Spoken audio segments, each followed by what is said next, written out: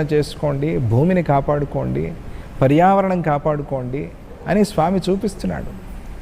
అలాగే స్వామి 6 చేతుల్లో మనం చూసినప్పుడు ధర్మం అంతా అక్కడ కనిపిస్తుంది. శుచిగా ఉండండి, మనస్సుని శుద్ధంగా పెట్టుకోండి, జపం చేయండి, నిరంతరంగా ఆధ్యాత్మిక మార్గంలో ఉండండి. ప్రతి ఒక్కటి కూడా దత్తాత్రేయ స్వామి. శంఖం పట్టుకున్నాడు, సంగీతం, నాదోపాసన చేయండి, ప్రణవోపాసన చేయండి. ఇంకా సంగీతం అంటే కళలన్నీ కూడా సంగీతంలో ఉన్నాయి కదా, ఆ కళల్ని కూడా కాపాడుకోండి.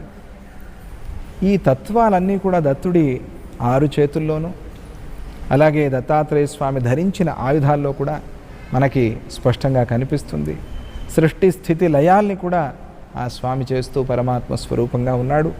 ఆ దత్తతత్వాన్నే స్వామిజీ వారు అన్ని చోట్ల ప్రచారం చేస్తూ ఉన్నారు. దత్తతత్వం అంటే ఏదో ఒక ఇది వీళ్ళ కల్ట్ అనేది ఇంగ్లీష్లో మాట వాడుతూ ఉంటారు.